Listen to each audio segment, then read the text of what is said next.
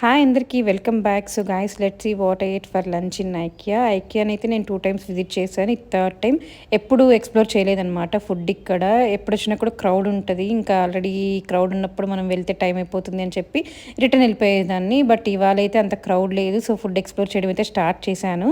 ఇలా మనం ఒక ట్రాలీ తీసేసుకొని దాంట్లో ట్రేస్ అసైన్ చేసేసుకుంటాం అనమాట. దాని తర్వాత మనకు నచ్చినవన్నీ పిక్ చేసేసుకోవచ్చు. అది నాకు ఇక్కడ ఇంట్రెస్టింగ్గా అనిపించింది. చూసారా ఎన్ని వెరైటీస్ ఉన్నాయో. Both veg and non veg రెండూ ఉంటాయి. హైదరాబాద్ దమ్ బిర్యానీ అని పెట్టున్నారు కానీ అదేమంత టేస్ట్ లేదనమాట. ఫ్లేవర్ అంతా చీజ్ కేక్ అయితే ఇక్కడ మస్ట్ ట్రై అని చెప్తాను. అందంతా చికెన్ నగ్గెట్స్ కూడా చాలా చాలా బాగుంటుంది. సో ఫైనలీ మాకు నచ్చినవన్నీ పిక్ చేసేసుకొని బిల్ చేపించుకునేసి ఇంకా టేబుల్ దగ్గరికి అయితే వచ్చేసామన్నమాట. టేబుల్ కూడా మనకి ఒక్కోసారి క్రౌడ్ ఉండడం వల్ల మనకి ఉండదన్నమాట స్పేస్.